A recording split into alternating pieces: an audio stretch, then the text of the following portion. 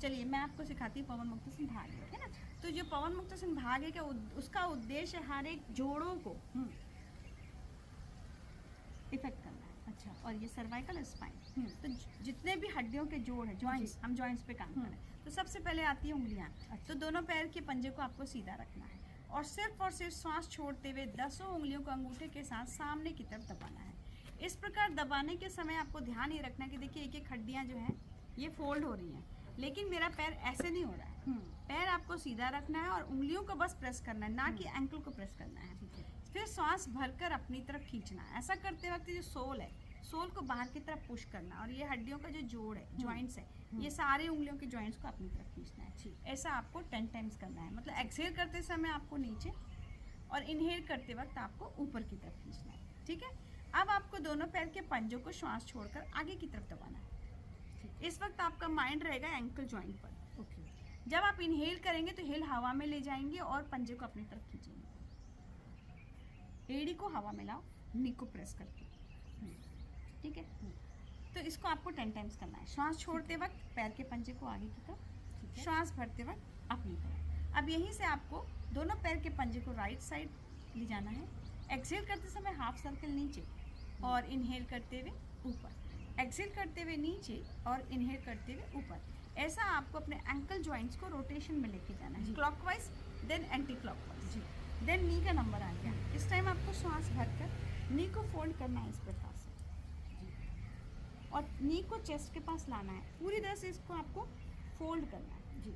और जब एक्सहेल करेंगे तो हाथ को थाई के नीचे रख के जो नी की कटोरी है इसको आपको नीचे की तरफ प्रेस करना है। एम है आपका इस पे काम करना है। अच्छा। तो आपको जबरदस्ती अपने पैर को बाहर खींचना, ये सब ना करके सिर्फ अपने घुटने की कटोरी को नीचे की तरफ प्रेस करना और प्रेस करके होल्ड रखना 5 काउंटिंग कम से कम। देन अगेन आपको इनहेल करके अपने और फिर एक्सहेल करके नी को प्रेस करना। ठीक है। ये आपको दोनों पैर से करना है। ठीक है। सेम आपको अपने पेल्विक जॉइंट से इस प्रकार से आप रख लिया।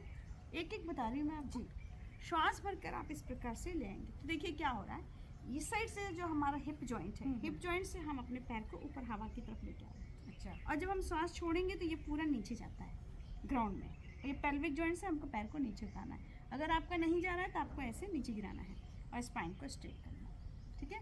ये इनहेल किया और ये एक्सहेल किया। ऐसा आपको दोनों पैरों से 10-10 बार करना है। देन आपको दोनों पैरों के पंजों को इस प्रकार से मिलाना है और दोनों नीज को नीचे की तरफ प्रेस करके स्पाइन स्ट्रेट करना है जी। श्वास भर के पूरा ऊपर लाना है, अपने कोहनी से टच करिए घुटने को और फिर श्वास छोड़कर नीचे, फिर श्वास भरेंगे और श्वास छोड़ेंगे। और इस पेल्विक जॉइंट से ही आप अपने पैर का मूवमेंट दे रहे हैं। अच्छा। आपका ध्यान यहाँ रहेगा जी। ठीक है। अब आपको इसको पूर्ण तितली का कम से कम 1 से 2 मिनट आपको इस प्रकार से मूवमेंट देना है। ठीक है जी।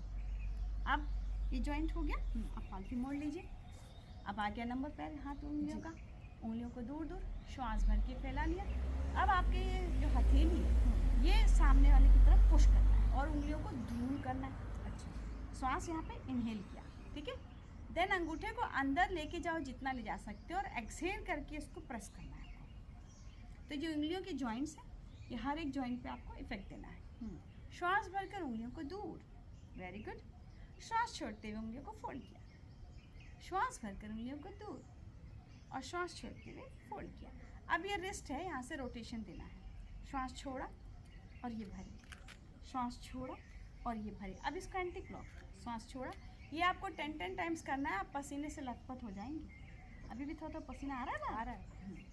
अब दीवार से ऐसे पुश करेंगे और नीचे की तरफ सांस छोड़ेंगे। ये श्वास भरा और ये श्वास छोड़ा। देन आपको ऐसे करना है।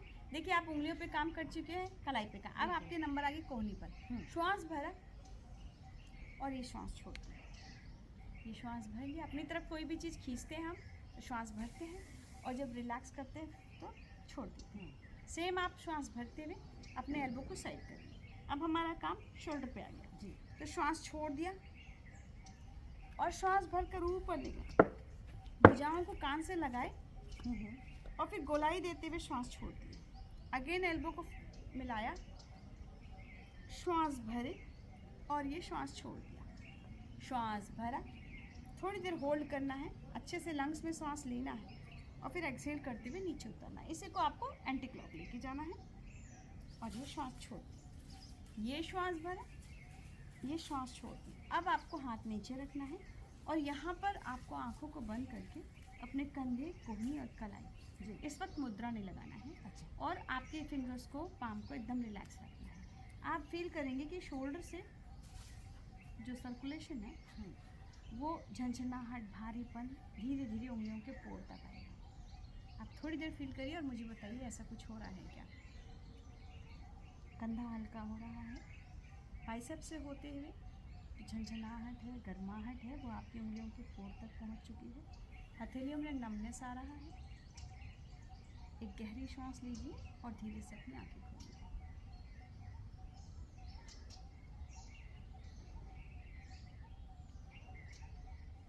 धीरे से आंखें खोलिए। कैसा लगा आपको? बहुत हल्का लग रहा है ना। अब ये गर्दन की बात आई, तो यहाँ पे आपको ग्रीवा संचलन करना है।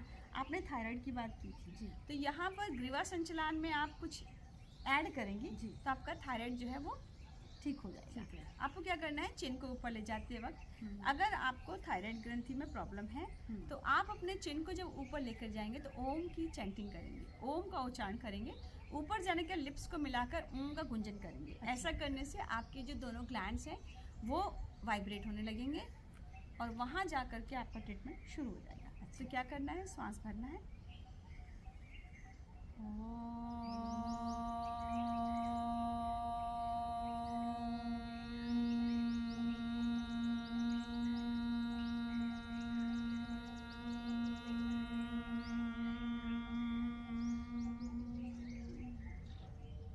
इस प्रकार से फिर इसको आपको राइट और लेफ्ट भी लेके जाना है सेम। तो आपका सर्वाइकल एरिया पे हो गया जी। अब आप बच गए स्पाइन, तो स्पाइन में आप ये कर सकती हैं, ये पकड़ लिए, श्वास भर के चेस्ट ओपन और श्वास छोड़ के पीछे, श्वास भर के चेस्ट ओपन और श्वास छोड़कर पीछे। ऐसा आपको 5 बार इनहेल एक्सहेल कर लिया आपने, तो ये आपका पवन मुक्तासन भाग है कंप्लीट। अब बताइए आपके शरीर में कोई भी एक ऐसा जोड़ है जिसको आपने नहीं छेड़ा? सबको टच कर लिया, सबको टच कर लिया। तो ये एक इतना अच्छा आसनों का समूह है, इसको अगर आप कर लेती हैं तो आप अगर कुछ भी नहीं करती तो भी आप स्वस्थ रहेंगे। मंजू जी, बैकएक का प्रॉब्लम आजकल बहुत कॉमन हो गया है, बैकएक के लिए आप क्या आसन सुझाती हैं? भुजंगासन बहुत अच्छा आसन है, मकरासन बहुत अच्छा आसन है। आप घर पे टीवी देख रही हैं तो आप सोफे पे बैठ के उसकी गद्दी में घुस के देखने से अच्छा है आप नीचे एक मैट बिछा लीजिए और इस प्रकार से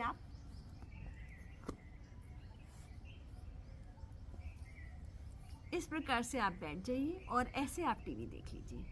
और जब ऐड आए उस वक्त श्वास, आंखें बंद करके श्वास छोड़ते हुए रीढ़ की हड्डी को नीचे गिरने दीजिए और श्वास भरते हुए रीढ़ की हड्डी को ऊपर, यानी कि हमको स्पाइनल ब्रीदिंग करनी है। यानी कि आपको ये देखिए, इस विज्ञान जो बोलता है ना प्रूफ मांगता है जी, योगिक साइंस में आपको प्रूफ की जरूरत नहीं है। यहाँ पर आप आंख बंद करिए, आप देखेंगे कि आपका दोनों हैंड तो आपका ब्लॉक हो गया जी, आपके दोनों पैर कमर से ब्लॉक हो गए और मूवमेंट सिर्फ स्पाइन पे होगा जी। जब आप श्वास लेंगी तो रीढ़ की हड्डी ऑटोमेटिक ऊपर जाएगी और श्वास छोड़ेंगी तो वो नीचे जाएगी। दैट मीन्स सुषुम्ना नाड़ी, ईड़ा और पिंगला नाड़ी में प्राणिक ऊर्जा प्रवाहित होती है, प्राण प्रवाहित होता है, इसलिए आपकी रीढ़ की हड्डी ऊपर जा रही है और छोड़ने पर वो नीचे उतर रही है। क्या ऐसा हो रहा है गोपाल मैम? बिल्कुल। बस चलिए, तो आप भी ऐसा करके देखिए और समझिए कि वाकई में हमारे 72,000 नाड़ियों में प्राणिक ऊर्जा किस प्रकार से प्रवाहित होती है।